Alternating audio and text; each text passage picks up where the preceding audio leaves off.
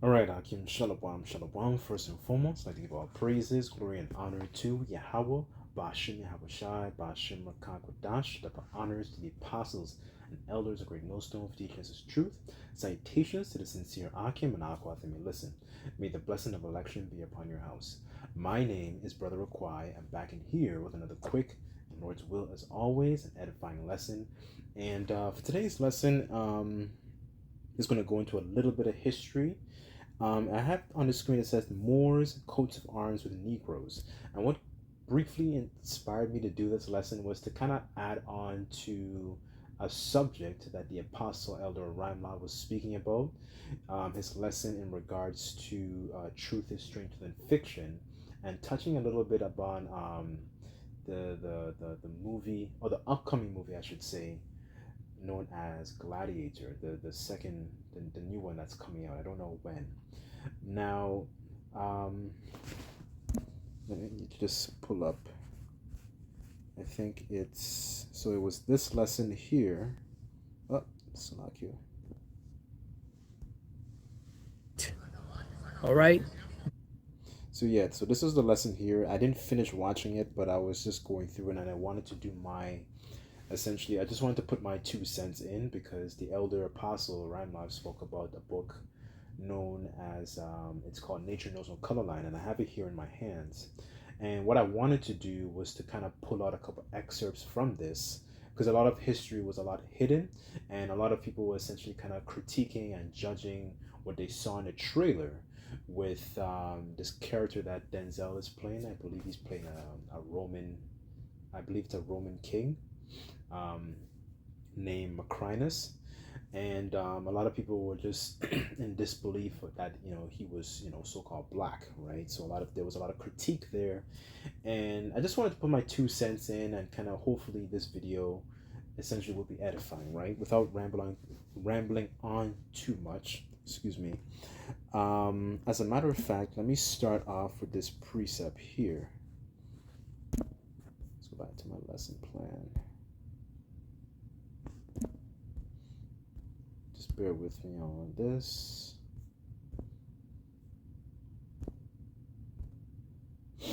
Okay, this is Sirach 21, verse 15, and it says, if a skillful man a hear a wise word, he will commend it and add unto it. But as soon as one with as excuse me, but as soon as one with of soon as one of no understanding heareth it, it displeaseth him and casteth behind his back, right? So this is essentially the mentality of these people who are essentially seeing the reviews and seeing the not the reviews, excuse me, but seeing the depiction of those different characters, those different individuals in that upcoming movie, because a lot of people are still in disbelief and in denial as well that you had so-called Negroes, in ruling class positions. They weren't always slaves in Africa. That's what a lot of people believe, especially a lot of our people, and they don't believe these things, right? And through the spirit and power of Yahweh Bashim Shai, what I want to do is to be able to expose your minds to a lot of history that essentially that's been hidden from us, right? Because essentially we discontinue from our heritage, and a lot of this understanding, a lot of this glorious history that's also been hidden from us, from our enemies, especially Esau, Edom, right? So because what he began to deface a lot of these images and hide a lot of this glorious history from us, right? Because the scriptures say that he's a forger of lies. So, okay, here in my hand I have the book called Nature Knows No Color Line by J.A. Rogers, and I'll leave a title of it. I'll leave the title in the description box below. Fascinating book, I will say. So, what I want to do is to read a couple excerpts and interject and also show you some images as well of what the Apostle Elder Rima was speaking of, right? Those particular coats of arms, right? So I don't want to just do a lot of talking. I want to show you the pictures as well, the proof, because the proof is in the pudding, right? So, um, okay, so what I want to do here, I want to start at page 69. So this is chapter 6, and it says Negro as more Negro ancestry in aristocratic European families. So I want to jump down to the last paragraph. So it says, in Africa, the Moors continued to be a leading power, and to no little extent in India also. They dominated the Mediterranean and the North Atlantic and plundered the coasts of Western European and the British Isles. So it says, they even conquered and ruled parts of Scotland, right? So this is, going to Jake ruling in that particular time known as the Dark Ages, right? The Byzantine Empire, right? The Middle Ages, so to speak, the medieval times, right? Those period where essentially Esau was in captivity and Jake was on that come up, right? They were in that governing position. So it says, David McRitchie, eminent British archaeologist, says, so this is one of his quotes. It says, so late as the 10th century, 3 of these provinces were wholly black, and the supreme ruler of them became for a time the paramount king of the transmarine Scotland. This is another quote. It says, we see one of the black people, the Moors of the Romans, in person of a king of Alban of the 10th century. History knows him as Kenneth, sometimes as Dubh, and this is spelled D-U-B-H, right? So I'm just spelling it out so you can Google it and look it up on your own. And it says, and as Niger or Niger, right? So it says, we know as a historical fact that a Niger El Dubh has lived and reigned over certain black divisions of our islands, speaking about the British Islands, and probably white divisions also, and that a race known as the Sons of the Black succeeded him in history. Welsh traditions, he says, also tell also of these black people, and the legends of history of the Scottish Highlands, and both witnesses to the existence of a purely black people there, right? So before I continue on, I just wanted to pull up an image, not really much of an image, but pull up this king that I'm reading about here. So this is his name, King Kenneth Dubh, right? So he was I believe he was one of the first to rule over Scotland. Let me just get okay, so here it is in Wikipedia. So it says, is the medieval Gaelic form, modern form Dubh, so this is how it's spelled, has the sense of dark or black, especially in reference to hair color, right? So a lot of information, what Esau is doing is kind of hiding, right? So this is, I don't want to say this is him, but this is the whitewashed version of him, right? So this is the particular king that I'm reading of. So essentially, Jake was in a rulership status, during this particular time. So, let me just I wrote the pages down. Just bear with me 1 second. So there's a couple more points I also wanted to touch on.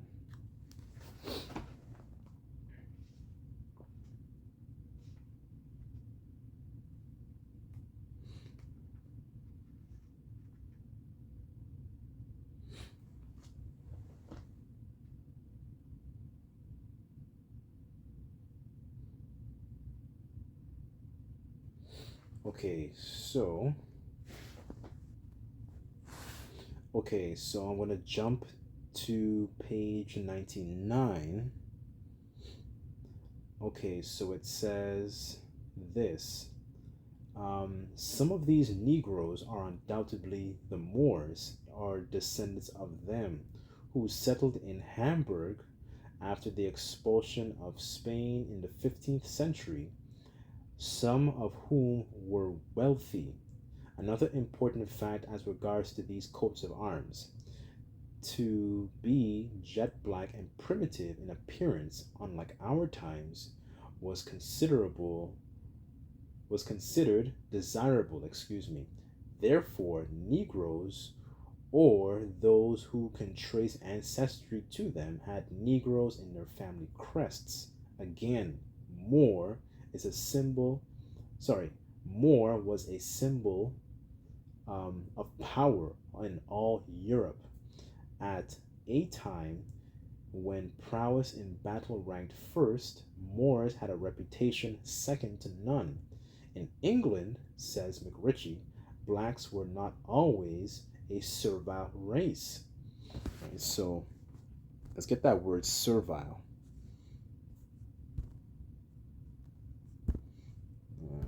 Etymology.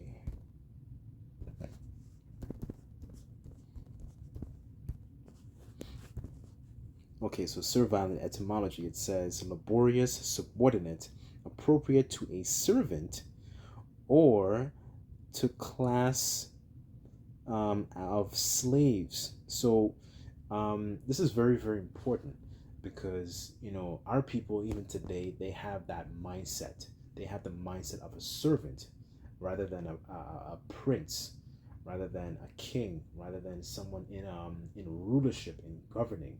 A lot of our people, we've because we've discontinued from our heritage, we've lost that essentially the as a matter of fact, let me get a precept. Boy, just bear with me on this. Okay, Lamentations 4 verse 1, and it says, how is the gold become dim? How is the most fine gold changed? The stones of the sanctuary are poured out in the top of every street.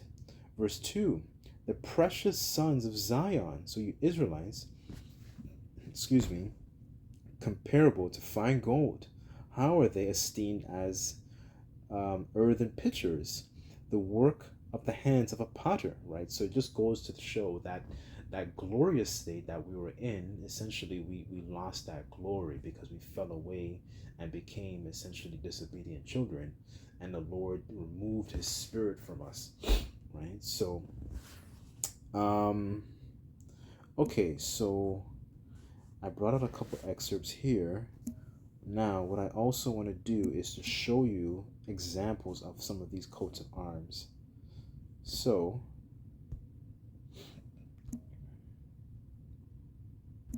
just bear with me on this 1 second. Okay. Right, so I forgot where I took that picture. Because there's so many of them in this book. There's so many examples of those different coats of arms. Let me see if I find this one. Okay, so this one, okay, I found it. It says,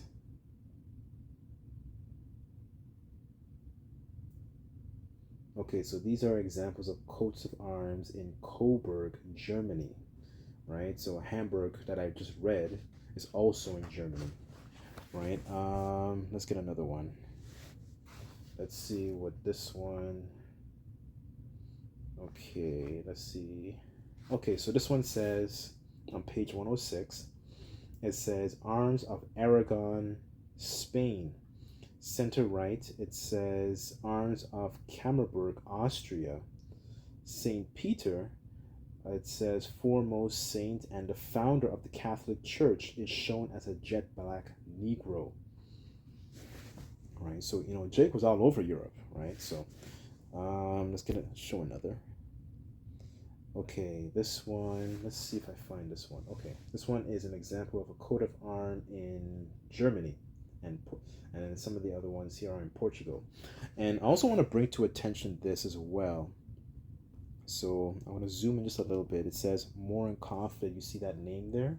So all these different names that they have. So example, Morinkoff, Morelli, Morrison. All of these last names were all derivative of the word Moor. So the language kind of like essentially changed depending on essentially where Jake settles. So if you're in England, you might have the last name, for example, like Morrison.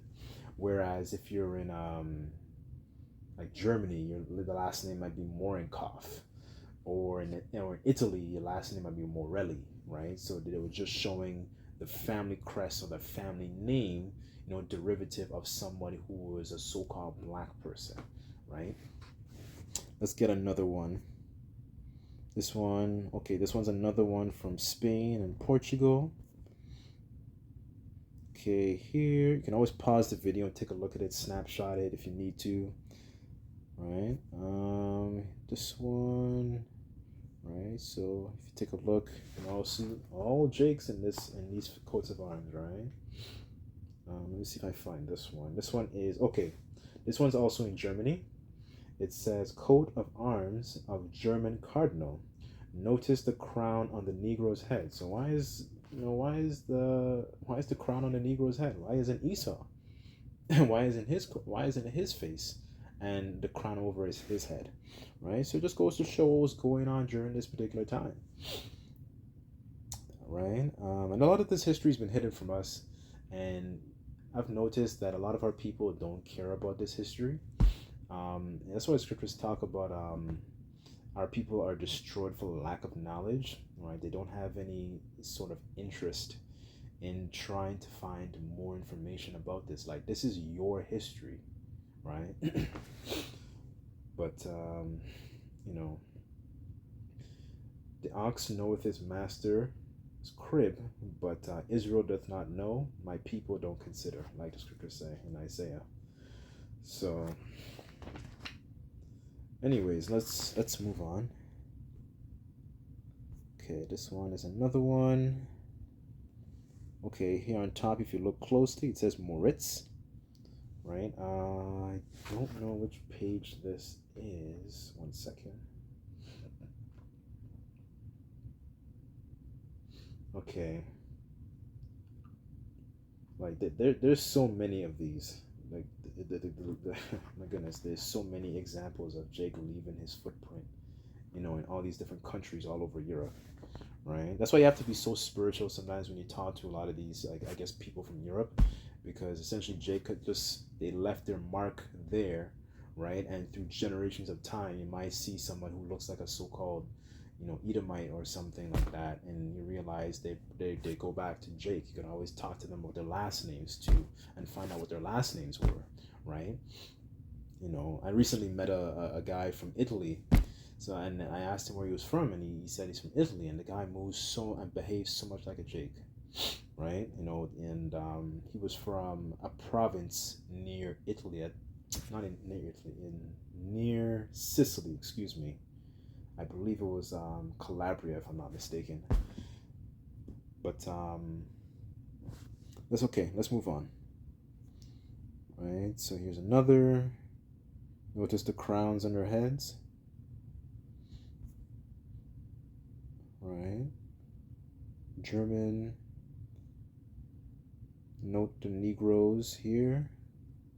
Right. Oh, look at this. This one. Oh my goodness, I didn't even notice that. Let's see if I find that.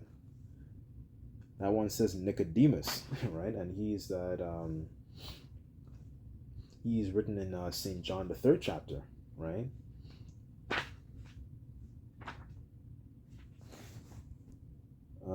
Let's see. There was more. Right. Right. So that's pretty much all about it.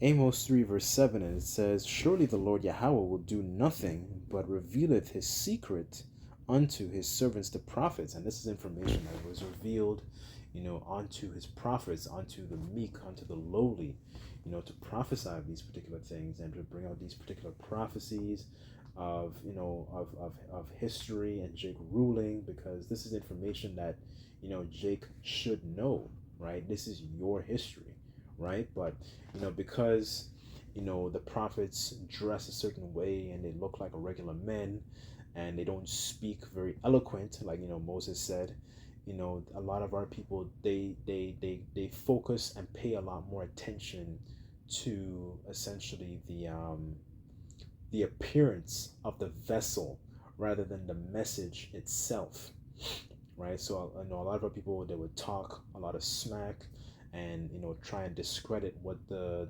brothers, the elders and apostles will say, because they don't come off in fresh suits and ties and look very, I don't want to say presentable, but they don't look as clean cut as somebody in a white collar position, right? So a lot of that information, essentially goes over their heads, talking about your Israelites, because they care more about the message. Excuse me. They care more about the appearance of that vessel rather than the message itself, right? That's why the Lord said to Samuel, look not at his countenance, right? But essentially look on the heart, right? And that's very, very important. When we chat to Israelites in the world, for example, about particular things that might be inquiring, so to speak, right? Because you can be talking to us, an Israelite, that doesn't look like your typical Israelite, right? So just a couple of things to keep in mind, not to go too off topic, right? So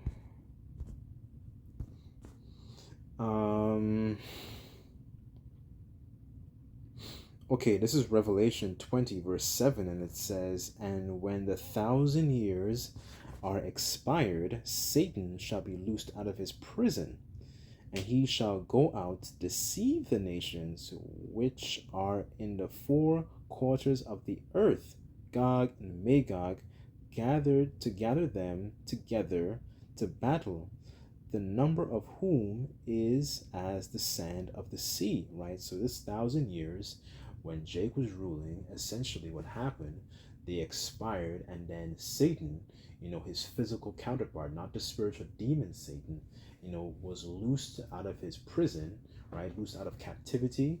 And now he began to do. He began to deceive the different nations and put up his image as the Most High, as Yahweh Shai, as the angels. He is this, he's that, he's all these different characters in history rather than who he actually is, right? Because there's a lot of deception that happened when Jake lost their rulership, through the Renaissance period. So that was the rebirth of essentially Esau and his system coming back into power, right? And he put up his image as the Most High, that he is, the Most High looks like him, the angels look like him, Yahweh Shai Mashiach looks like him, so on and so forth, right? But there's just one more excerpt I just wanted to hit. Let me see if I find it real quickly. Okay, I just wanted to read this a little bit here, and then I'll close off the lesson. But here, this is also on page 99. It says, to sum up why many families with Negroes in their coats of arms, and especially with those names which are derivative of the word Moor or Negro, right? Because they also had derivative names of the word Negro as well, and Blackamoor are of Negro ancestry. First, they were of that old British stock which opposed invaders, as Romans, as the Danes, as the Saxons, and distinguished themselves in so doing. Second, they were Negroes in the Roman armies, who later founded families, Africans and Orientals, were encamped in Germany at that time. So essentially, they established, their own, um, I guess, dominion, so to speak. In all these different countries where that Roman Empire, the ancient Roman Empire, had stretched forth, right, and established their dwelling there, right. So, um, I guess that's about it. As a matter of fact, let me end off with this last precept. Just bear with me on this.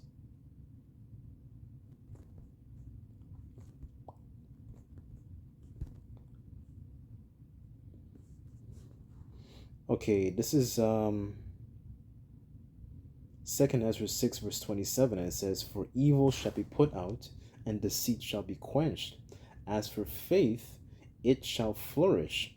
Corruption shall overcome, and the truth, which hath been so long without fruit, shall be declared," right? And this is through our apostles and elders who've been bringing out this information, right? So a lot of information is now being brought to the forefront about the truth, about who those people were in these particular times. And the Lord will put his spirit on, for example, like, what's this guy's name, Vladimir Putin, to put out the images, right? So there's a lot of information is being made known during this time, right? So anyways, I've went on long enough, but hopefully this video, I pray and sincerely hope it was edifying.